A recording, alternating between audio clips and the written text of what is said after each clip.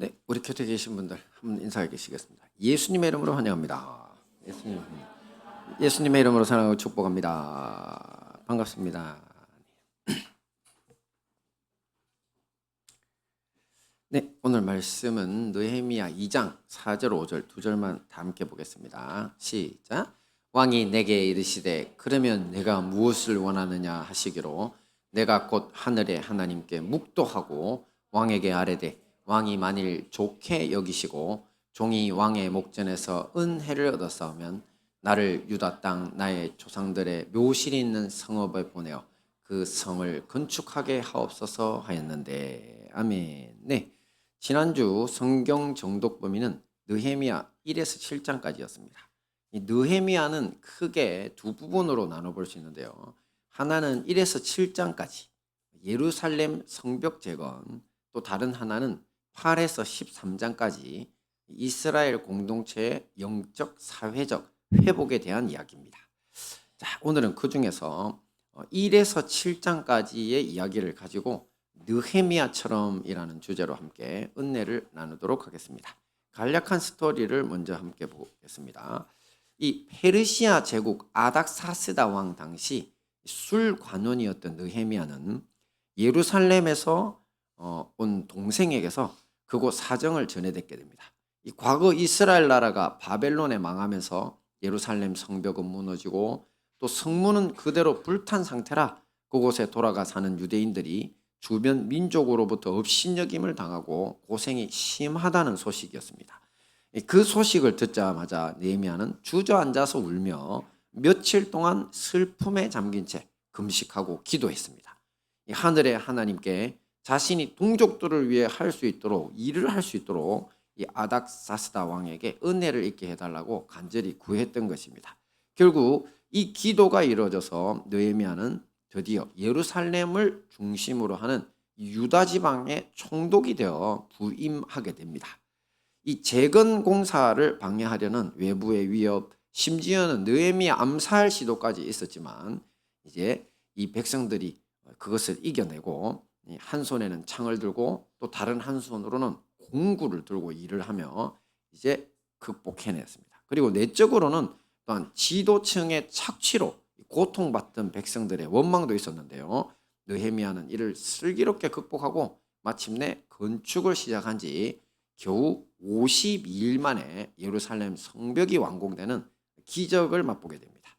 자, 이제 이 말씀을 깊이 연구해서 이런 기적의 원동력을 찾고 우리 삶에도 적용해보는 시간을 갖도록 하겠습니다.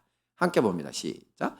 민족을 위한 통곡과 기도의 힘. 네, 조금 전 스토리에서 살펴본 것처럼 느헤미야는 자기 민족이 고향 땅에 돌아간 이후에도 성벽이 없어 고생하고 있다는 소식을 듣고 땅에 주저앉아 울었다고 했습니다. 자, 그렇다면 이 예루살렘이 바벨론에 의해 멸망하고 파괴된 지 도대체 어느 정도의 기간이 흐른 뒤의 일이기에 느헤미야가 이렇게 슬퍼했던 것일까요? 자, 무려 150년입니다. 바벨론이 페르시아 제국에 의해 망하고 1차 귀환으로 돌아온 사람들부터 계산을 해도 무려 근 100년이 흐른 시점입니다. 성벽이 없으면 옛날 고대 도시는요, 뭐 제국 아래에 있다 하더라도 서로 싸움이 많았습니다. 그래가지고 누가 쳐들어와가지고 행패를 부리면 뭐 물건도 뺏기고 사람도 죽는데 성벽이 필수적입니다.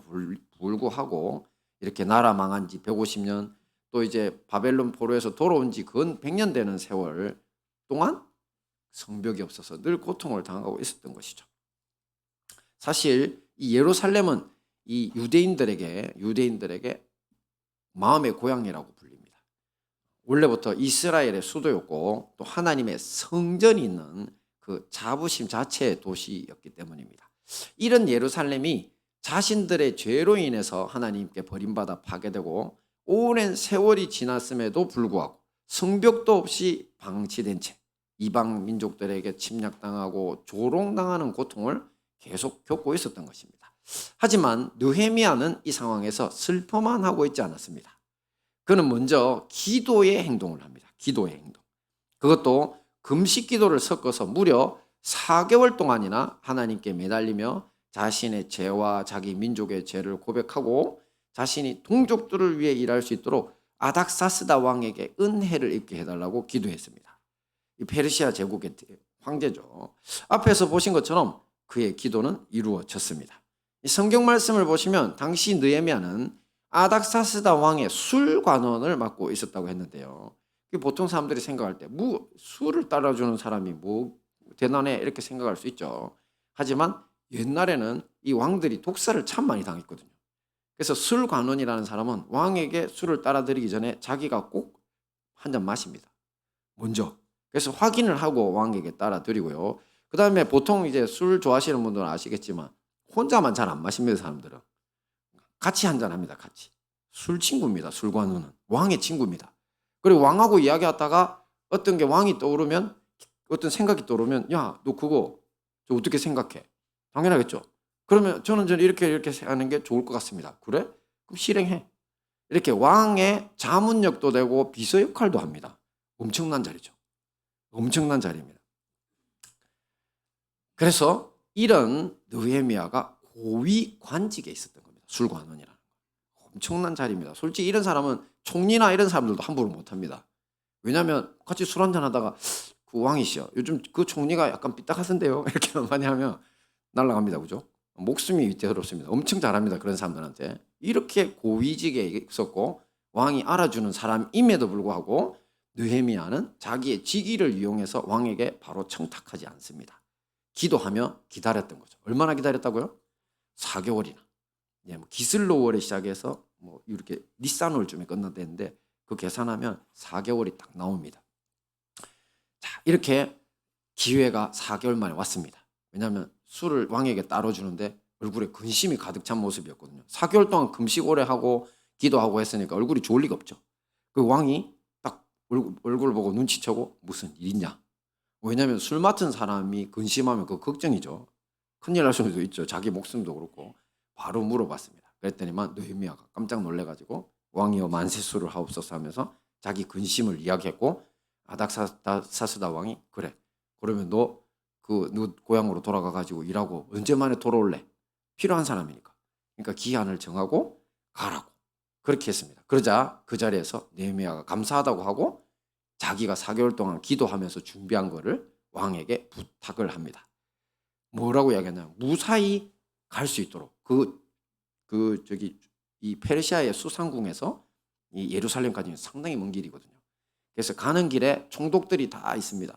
그래서 각 지역 총독들에게 직접 친서를 직접 쓴 글이죠. 도장 찍은 거 있죠. 왕의 인.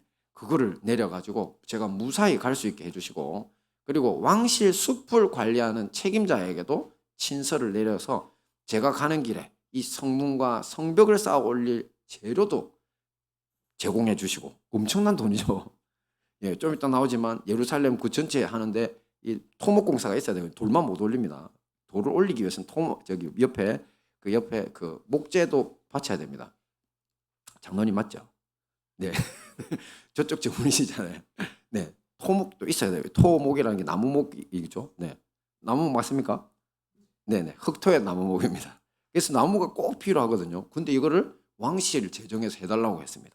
그러면서 마지막에 덧붙인 말이 뭐냐면 가서 제가 살 집도 짓게 해주십시오. 그죠? 자, 이게 뭐냐면요. 사실은 앞에 이야기한 거는 사실 아닥사스다 왕한테는 아무 소용없는 이야기잖아요. 자기가 예루살렘 사람들을 압니까? 뭐합니까? 자기 밑에 신민일 뿐인 거지. 하지만 느헤미야는 친분이 있는 거잖아요. 개인적으로 얘를 위해서 내가 해주는 거야. 내가 예루살렘 봐서 해주는 거 아닌데 근데 느헤미야가 자기 집도 지을 수 있도록 나무가 필요하다고 하니까 그래 네 봐서 해준다. 이렇게 된 거잖아요. 얼마나 지혜로운지 모릅니다. 자, 이렇게 요구를 하니까 왕이 그 모든 요청을 다 들어줬습니다. 그리고 뿐만 아니라 왕실 호위병으로 보이는 이 군대 장관과 기병대까지 딸려가지고 느헤미야가 왕의 호위를 받은 채로 왕실 호위대의 호위를 받는 사람인 채로 이제 총독으로 부임하는 것을 주변 민족에게 각인시켜줬습니다. 제가 앞에서 말씀드렸죠. 페르시아 제국 내에 있다 하더라도 각 총독이 자리한 데는 다들 사실 알력이 있는 그런 지역들이거든요.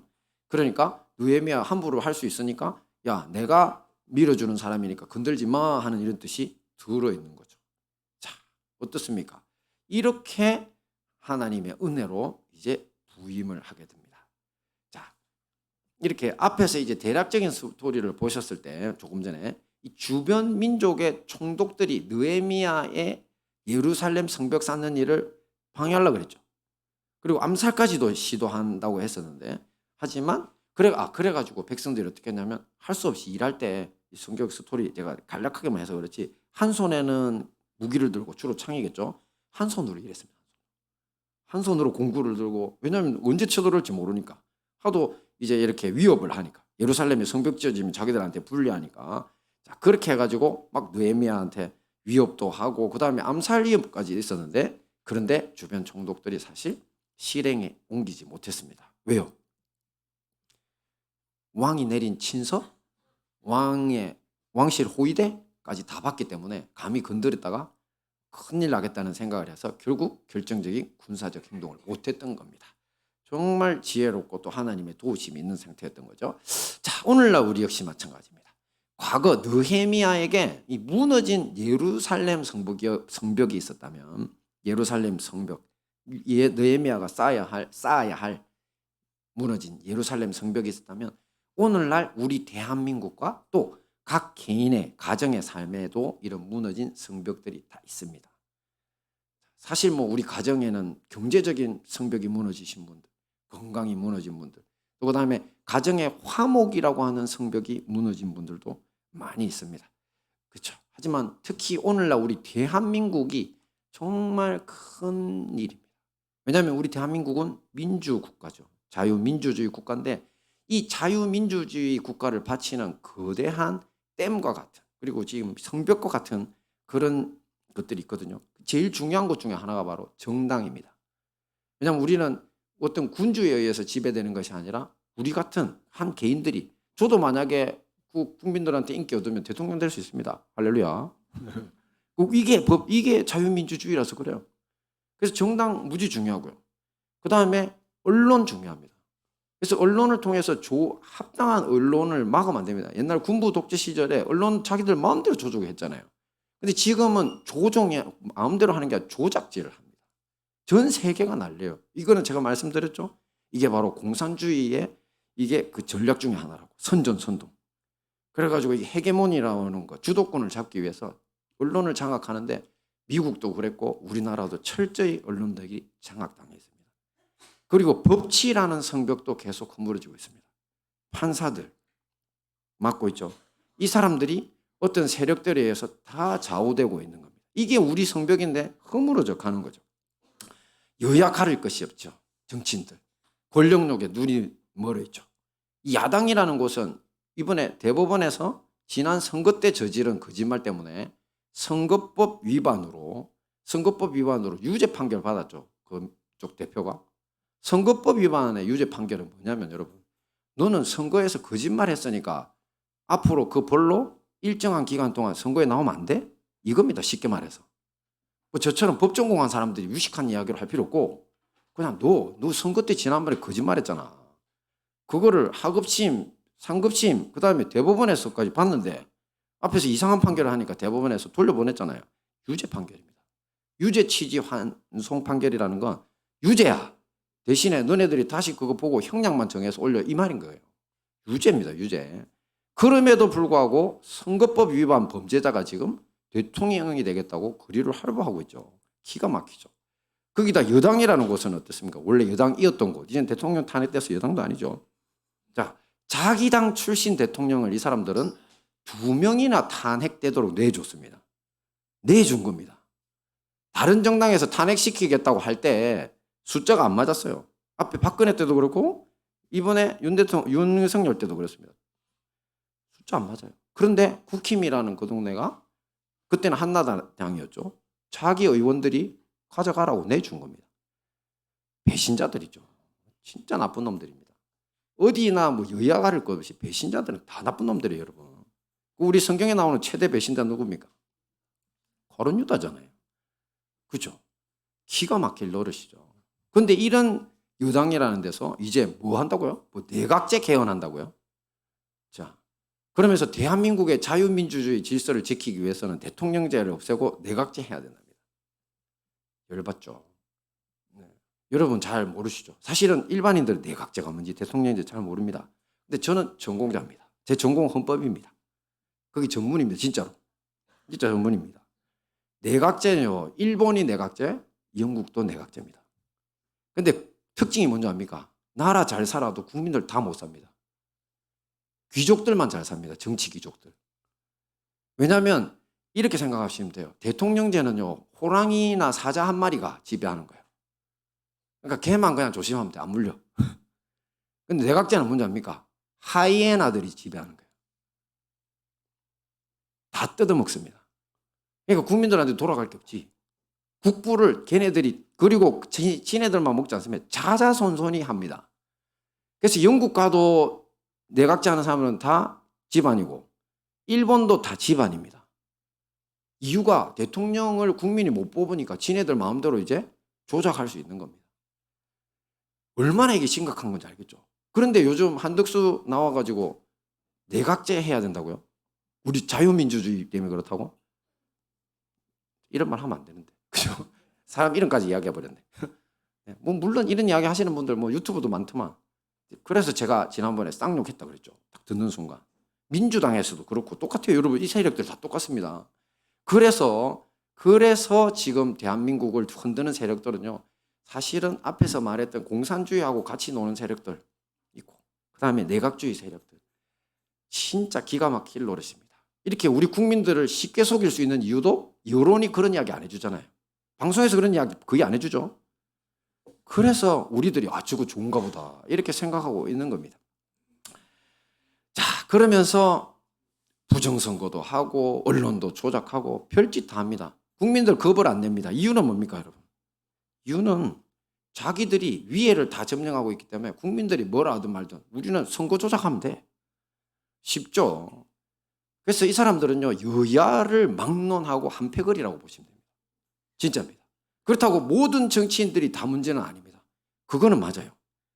그런데 앞선 기득권이라고 하는 정치인들이요 다 장악하고 있어요. 언론 장악, 그 다음에 판사들 장악했어요. 이번에 제가 가공할 노릇이라고 생각한 게 그겁니다. 판사들을 많이 장악했어요. 진짜로. 어마어마하게 오랜 동안 공을 들여가지고 수십 년 동안 공을 들여서 판사들을 장악했어요. 그리고 부정선거 세력을 넘어서 우리나라 주변 공산당들 있죠? 공산주의, 중국 공산당. 망해야 됩니다. 중국 공산당이 망해야 중국 인민이 살고 대한민국이 같이 삽니다. 거기가 망해야 북한도 같이 망합니다. 그런데 북한 인민이 삽니다. 진짜 악의 정권입니다. 걔네들의 표식이 뭡니까? 색깔이 뭐든가요? 붉은색이죠. 성경 보세요. 붉은 용이 나오잖아요. 사탄마귀의 상징입니다. 얘네들은 공산주의는요. 겉으로는 인민을 위하는 척하지만 혁명하고 나서 사람들 다 죽여버려. 수백만 죽이잖아요. 보셨죠? 그러니까 캄보디아 그 킬링 필드 사람들 다 죽여가지고 피로 넘치는 거. 그거를 중국은 수천만 명을 했어요. 수천만 명. 굶겨 죽였습니다. 정치를 물론 못한 것도 있고 그다음에 뭡니까 문화혁명 이런 걸로 죽인 것도 있고 북한은요. 아오지 탄광이라는 거 어릴 때 우리들 막 친구들끼리 장난치는데 그런 식입니다. 이것도 인간이 아닙니다. 얘네들은. 마귀들입니다. 이 정치인들이. 그쪽 공산주의 정치인들. 그런데 그런 세력들에게 돈을 받고 그런 세력들에게 우리나라 이권을 넘기는 자들이 우리 지도자들입니다. 기가 막힐 노릇이죠. 그런데 이런 사실을 국민 대부분이 어느 정도의 지각과 위기의식을 가지고 있는지 모르겠습니다. 지각이 있다면 다행이지만 사실 우리는 그렇지 못하죠. 우리는 사실 살아온 세월만큼의 경험이 우리에게 지각을 주잖아요. 근데 아시다시피 저는 제 앞에서 좀 깝죽대지만은 헌법 전공이라 해봐야 석사밖에 더 됩니까? 그리고 그 길에서 이제 끊고 신학으로 너무 오래됐는데. 근데 이번에 저런 거 보고 발끈한 게 제가 정치에서 눈을 못 떼는 이유도 그겁니다. 그래서 진짜. 그러니 이제 국민들이 선악 구분이 안 되니까 자기가 좋아하는 정치인이 있는 데로 몰려가가지고 걔네들이 하자는 대로 다 하는 겁니다. 큰일 난 거죠. 정말 온 나라가 제가 보니까 온 나라가 이 진흙탕 속에서 뒹굴면서 싸우고 있는 무슨 괴물들, 뱀들을 보는 느낌이었거든요. 기도하면서 그런 느낌이 들었습니다. 어쩌다가 우리나라가 이 지경이 되었을까? 하나님 말씀 보겠습니다. 같이 봅니다. 시작. 하나님이 큰 바다 짐승들과 물에서 번성하여 움직이는 모든 생물을 그 종류대로, 날개 있는 모든 새를 그 종류대로 창조하시니 하나님이 보시기에 좋았더라. 하나님이 그들에게 복을 주시며 이르시되 생육하고 번성하여 여러 바닷물에 충만하라. 새들도 땅에 번성하라 하시니라. 이 말씀은 다섯째 날의 창조죠. 이거고 뭐 그 앞에 이야기가 무슨 상관이 있어? 이렇게 생각할 수 있죠. 근데 아닙니다, 여러분. 지금 여기에 이거는 상징이라 그랬죠. 큰 바다 짐승은 사실 이 땅의 통치자들을 상징합니다. 새는요, 새는 땅과 하늘을 오가는 존재죠. 그러니까 하늘 소식을 땅에 전해주는 성직자들을 이야기합니다. 그리고 하나님의 사람들, 우리 그리스도인들을 이야기하는 겁니다. 그리고 물은 온 세상을 바다처럼 가득 덮고 있는 여호와 하나님을 아는 지식입니다. 그날이 되면은 물이 바다 덮음 같이 여호와를 아는 지식이 온 세상에 충만할 거라 그랬죠. 사실 이게 같은 계열의 이야기입니다. 곧 진리의 말씀을 상징합니다. 이 창세기 강해를 통해서 제가 여러 번 반복적으로 말씀을 드린 내용인데요. 그런데 이 진리의 말씀이 오염되면 큰 바다 짐승, 또 그리고 하늘을 오가는 이제 성직자로서의 새, 이들이 어떻게 되는 줄 아십니까? 바로 큰 바다 짐승은 바로 레비아탄이라고 불리는 마귀적 존재가 됩니다. 바다 괴물이 되고 말죠. 그리고 하늘의 성직자들은 어떻게 됩니까? 맹금류로 타락하죠. 그래서 약한 짐승들을 사냥해서 먹고 사는 것처럼 영혼을 사냥하는 부정한 짐승이 된다는 겁니다. 자, 그렇습니다. 오늘날 대한민국의 자유민주 질서의 근간인 정당, 언론, 법치라는 성벽이 계속 허물어지고 있는 그 진짜 이면에는요, 근본적 문제가 있었던 겁니다. 어떤 문제? 바로 진리의 말씀을 지키며 살지 않는 교회라고 불리는 성도, 또 성직자들의 타락이 있었던 것입니다. 자, 제 말이 거짓입니까? 왜? 여러분 좋아하는 정치인 종교 한번 쳐보세요. 종교. 예? 이재명 종교 쳐보세요. 분당 우리 교회 교인이에요. 기독교예요. 기독교. 또 이번에 한덕수 총리 쳐보세요. 어디 나옵니까? 그분도 무슨 종교교회 교인이 돼. 기독교예요. 그 다음에 또 누구예요? 김문수 기독교인이죠. 자, 거짓말 아니죠. 기자들은, 판사들은, 저 중앙교회에서 판사들을 엄청 만났는데, 그러니까 정치인, 기자, 판사들 중에 정말 많은 수가 기독교인이라는 것이 그 증거입니다. 그들이 기독교인이라니까. 그러니 지금은 우리 기독교인들마다 느헤미야 시대 이상의 통곡과 기도와 금식이 필요한 시대라는 겁니다. 왜? 우리가 망쳤으니까. 우리가 망쳤어요. 교회가, 그리스도인들이 이제 진리를 더럽혔어. 말씀대로 안 살았어. 지 하고 싶은 대로 산 거예요. 그러니까 지금 세상이 저렇게 모렴치한 인간들이 정치한다고, 기자라고, 또 판사라고 저렇게 설칠 수 있는 겁니다. 다 우리 잘못입니다. 앞선 세대의 죄입니다. 죄. 하지만 또 희망도 있죠. 왜? 비록 작은 개인에 불과하지만 한 사람 한 사람이 회개하면 됩니다. 한 사람의 정치인이 회개하고, 한 사람의 언론인 회개하고, 한 사람의 판사 회개하면 되지. 되잖아요. 왜 안 돼? 순교도 하는 거 그리스도인들인데 무서우면 목숨 걸으라고. 그리스도인이면. 그죠? 그러니까. 그리고 그분들 밀어줘야 됩니다. 회개한 사람. 우리가 기도해야 되고 우리가 바로 살아야 됩니다. 맨날 보이는 짓이, 하는 짓이 자기 자신이 밖에 모르고 사니까 우리가 이렇게 된 겁니다.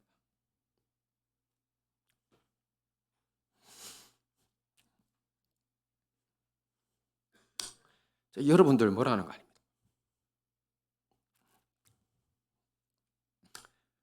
저부터 회개해야 됩니다.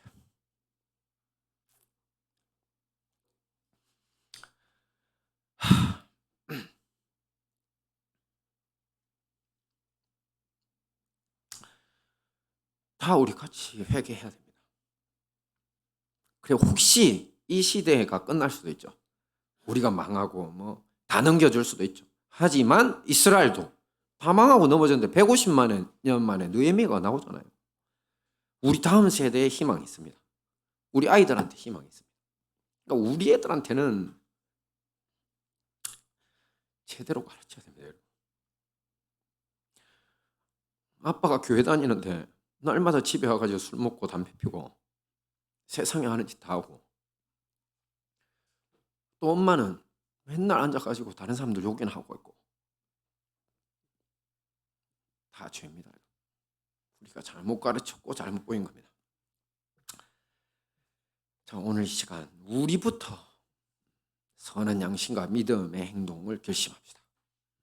기도하시고, 그래서 이스라엘 민족을 위해서 느헤미야를 사용하신 주님이 우리 대한민국을 위해서 믿음의 정치인과 기자와 언론들을 이용하실 거고, 또 우리의 이 작은 기도와 선한 행동을 사용해서 우리 가정에도 또 우리 주변에도 큰 기적의 역사를 이루어 주실 줄 믿습니다.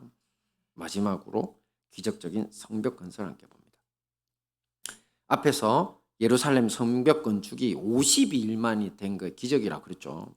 자, 왜냐면요, 당시 예루살렘 성벽은요, 총 길이가 4.5km입니다. 문도 양문, 어문, 뭐 분문, 세문 이래가지고 10개 이상으로 이 현대 기준으로 볼 때도 이제 정말 큰 규모라고 합니다. 저는 뭐 건설을 잘 모르는데 이 정도면 진짜 큰 규모라고 하더라고요. 그 다음에 건축 조건 역시 어떠냐면 이 불타고 무너진 성벽 위에다가 재건하는 거라서 일이 더 많았다고 합니다. 그리고 외부의 위협도 있었죠. 그래서 한 손에는 무기 들고 한 손에는 작업을 했으니까 보통 일이 어려웠던 것이 아니죠. 게다가 제사장, 이런 사람들의 명단을 봤더니만 제사장, 귀족, 평민, 상인 뭐 이렇게 나옵니다. 이거는 전문 건축 인력이 아니에요. 비전문 건축 인력이. 이런 사람들이 일을 진행했는데요. 그래서 건축 전문가들이 어떤 의견을 가졌는지 찾아봤더니만 오늘날 현대 장비 기술 다 이용하고 당시 그 사람들 짓던 방식으로 지으면요, 복원하는데 무려 6에서 12개월이 기본이라. 6에서 12개월. 자, 그런데 이것을 52일 만에 해냈다. 그러니까 기적이라는 겁니다. 그렇다면 당시 사람들이 이런 기적을 이룰 수 있었던 두 가지 요소가 있었는데요. 함께 봅니다. 시작. 하나님을 의지하는 리더의 존재. 말씀합니다. 시작. 또 그들에게 하나님의 선한 손이 나를 도우신 일과 왕이 내게 이런 말씀을 전하였더니 그들의 말이 일어나 건축하자 하고 모두 힘을 내 이 선한 일을 하려 하며. 이 말씀은요, 느헤미야가 이스라엘 백성들을 이제 모아놓고 부임한 다음에 뭐라고 했냐면 저렇게 이야기한 겁니다. 성벽 건설 이 재건 공사를 우리 하자면서 덧붙인 말이 저겁니다. 그러니까 자기가 여기까지 하나님이 도우셔서 페르시아 왕이 어떤 도움을 주었는지 낱낱이 이야기하고 또 어떤 지원을 명령하는 조서를 내렸는지에 대해서도 설명합니다. 자, 이 말 듣고 이스라엘 백성들은 힘이 났죠. 그러면서 일어나 건축하자 하면서 적극 동참했던 것입니다. 그렇습니다. 선한 일을 시작하기 위해서는 이렇게 하나님의 선한 도움의 손길을 경험한 리더의 정은, 또 리더십이 필요하다는 겁니다. 성경 속 이스라엘 백성들이 역사적으로 경험한 수많은 기적적 전쟁을 기억해 보시고 또 도우심을 한번 생각해 보십시오. 그때마다 이런 리더들이 있었던 거죠. 이제 이스라엘 나라가 망한 지 150년 만에 느헤미야가 나타나서 바로 이런 모습을 보여주었고 결국 기적이 일어났다는 거죠. 자, 그런데 이렇게 하나님의 선한 도움의 손길을 경험한 리더로서의 모습은요, 우리 그리스도인들에게 그렇게 특별한 모습이 아닙니다. 사실 누구나 당연히 갖춰야 할 모습입니다. 함께 봅니다. 함께 봅니다. 시작. 오직 사랑 안에서 참된 것을 하여 범사에 그에게까지 자랄지라. 그는 머리니 곧 그리스도라. 아멘. 어디까지 자라라고요? 그리스도가 뭡니까, 여러분? 그리스도는 기름 부음 받은 자. 그때 이 유대인들은 사명을 부여할 때 머리에 기름 붓는다 그랬죠. 메시아는 히브리어. 그러면 그리스도는 헬라어입니다. 그런데 그리스도까지 자라라. 자, 이건 무슨 소리를 합니까? 우리가 다 그리스도가 되라, 이런 이야기입니다. 우리는 모두 예수님이나 오늘 말씀의 주인공 느헤미야처럼 메시아요, 구원자의 생을 살아야 된다는 것입니다. 그런데 현대 교인들 중에 몇 명이나 이런 사명감을 가지고 사는지 의문입니다. 이 대부분의 사람들은요, 자신에게 예수님이 주신 사명은 고사하고 그냥 교회만 다닐 뿐이고 하나님의 말씀을 지키는 것조차 힘들어하는 경우가 많습니다. 그러므로 우리 모두 회개해야 됩니다. 우리는 어디까지 자라야 된다고요? 그리스도. 요즘 하는 말로 작은 예수가 돼야 된다. 그러므로 우리 모두 느헤미야처럼 자기에게 맡겨진 사람들을 이끌고 무너진 성벽 재건하는 사명 감당하는 그리스도가 되게 힘써야 할 것입니다. 네, 마지막입니다. 이제 예루살렘 성벽 건설의 비결 마지막인데 민족적 합심이라는 것이 있었습니다. 이것이 기적의 원동력이 되는데요. 사실 앞에서 재건공사 초기부터 외부 방해, 느헤미야 암살 시도까지 있다고 했는데요. 사실 이것은 유대인들하고 적대 관계에 있던 사마리아 사람들이 제일 앞섰습니다. 그래서 여러분 예수님 시대 보면 사마리아 사람들 유대인들이 뭐라고 부릅니까? 개라고 부르죠. 왜냐하면 이 사람들이 엄청 괴롭혔기 때문인 거예요. 원래 자기 민족하고 혼종이 된 것도 맞지만 괴롭혔어요. 근데 느헤미야가 왔을 때도 느헤미야 죽이 없으려고 날뛰니까 열받은 거죠. 그뿐만 아니고 늘 같이 괴롭혔던 뭐 아라비아 사람들, 시리아 사람들 다 같이 힘을 합해서 계속 위협했습니다. 그러니까 이 그 민족들이 힘을 합해가지고 이제 예루살렘 성벽을 건설 못하게 하려고 그리고 열심히 이렇게 고통을 줬던 거죠. 자, 그럼에도 불구하고 느헤미야는 안 만나줬죠. 그리고 열심히 해갖고 결국 했잖아요. 근데 이제 이런 외부 위협보다 더 큰 문제가 바로 다름 아닌 내부 갈등이었습니다. 내부 갈등. 그게 왜 그러냐면 지도층들이 생각보다 오랜 세월 동안 착취를 하고 있었던 겁니다. 지도층들이. 원래 그 나라에 흉년이 좀 오래 들었었거든요. 우리 앞에 에스라 시대 그 이야기할 때 봤었죠. 하나님의 성전은 팽개쳐고 자기 집만 멋있게 짓는다고 하나님 열받아서 그 손을 굳으시니까 그냥 그때부터 가뭄이 시작돼가지고 그냥 배고프고 힘들고 어렵게 돼버렸잖아요. 근데 그 상황에서 이제 지도층은 워낙 뭐 많이 가진 게 많으니까 먹고 사는데 이 가난한 사람들, 일반인들은 살기 힘드니까 자기 밭도 맡기고 나중에는 심지어 자식들까지 노비로 맡겼습니다. 그러니까 이스라엘의 법은 7년 안으로 노비로 있다가 풀어주긴 하거든요. 그러니까 그런 식으로 엄청 고통받고 있는데 그런데 계속 느헤미야 시대에도 이제 이렇게 맡겨진 것들을 돌려주기도 안 하고 그냥 그대로 지도층들이 착취하고 있었던 것이죠. 그래서 이 사실을 뒤늦게 알게 된 느헤미야가 분노합니다. 그래가지고 불러다가 우리들은 저기 페르시아 바벨론에 살면서 노예로 끌려간 우리 동족들을 돈 주고 사서 풀어준다. 그 일을 했다는 거죠. 근데 너네들은 고향에 돌아와가지고 지금 하는 짓거리가 경건히 돌아온 우리 동족들을 노예로 삼고 너네들이 착취하고 있느냐. 엄청 나무랬습니다. 그랬더니 이 말에 아무도 저항하지 않고 바로 엎드립니다. 그래서 느헤미야가 요구한 거는 이제 더 이상 이자 받지 말고 지금까지 받았던 거 중에서 100분의 1은 돌려주라.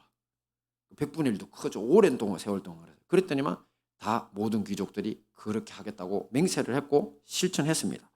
그 덕분에 이제 백성들이 지도자들하고 마음이 합해진 겁니다. 그래서 더 열심히 성벽을 쌓게 되고 하나님의 선한 손길인 기적까지 경험할 수 있었던 거죠. 오늘날 우리 역시 마찬가지입니다. 기적을 맛보기 위해서 뭐가 필요하다는 겁니까? 마음을 합쳐야 됩니다. 국가나 사회나 교회나 가정이나 모두 마찬가지입니다. 특히 특권층이라고 생각하는 사람들의 불법, 불공정, 불의가 가득 차 있다면 아무것도 될 수 없습니다. 그래서 이것 잡아야 되는 겁니다. 그리고 교회는 더 말할 것도 없죠. 그래서 이것을 해결하기 위해서 제일 먼저 사회나 교회나 지도자들뿐만 아니라 우리 모두가 회개하고 예수님처럼 밑으로 내려가야 됩니다. 그래서 발을 씻기셔야 됩니다. 그리고 또 내려온 지도자들, 높은 사람들을 향해서 너네들 이거 해줘, 저거 해줘, 이게 다 됩니까? 안 되죠. 공산주의가 그 방식이거든요. 지도자들이 우리를 괴롭히네? 내려와. 안 내려와? 어떻게 합니까? 가서 죽여버리고 빼죠. 그게 공산주의입니다. 사람들 감정에는 맞죠. 오랫동안 우리를 괴롭힌 놈들 다들 죽창으로 찔러 죽여. 그렇게 어떻게 된 줄 압니까? 그랬더니만 아까 말씀드렸죠. 사자나 호랑이 한 마리 찔러 죽이고 났더니만 하이에나들이 떼거지로 몰려와가지고 다 뜯어먹습니다. 그게 지금 공산주의 국가 북한과 중국의 현실입니다. 걔네들의 방법은 마귀의 방법입니다. 저주받은 방법이죠. 우리는 그렇게 아니고 내려온 지도자들을 더 사랑하고 용서해주고 같이 발을 씻겨야 된다는 것이 바로 우리 그리스도인들의 방식이라는 겁니다. 우리 모두 서로가 희생하고 양보하는 이런 예수님의 방식으로 합심해서 이 나라와 교회의 무너진 성벽을 다시 건설하는 사명에 힘써야 할 것입니다. 말씀 정리하겠습니다. 오늘 우리는 느헤미야가 150년간 무너져 있던 예루살렘 성벽을 겨우 52일 만에 완공하는 기적의 원동력을 살펴봤습니다. 첫째, 뭐가 있었다고요? 민족을 위한 통곡과 기도가 있었고요. 그리고 이 일로 어떤 일이 벌어졌다고요? 기적적인 성벽이 건설되었습니다. 그런데 성벽 건설을 위해서 하나님께서 주신 것들, 합심한 것들 다 기억하시고요. 자, 이 모든 말씀으로 느헤미야처럼 무너진 성벽 건설하고 승리하시는 우리 행복한 다니엘 교회와 형제교회 성도님들 되시기를 축원합니다. 아멘.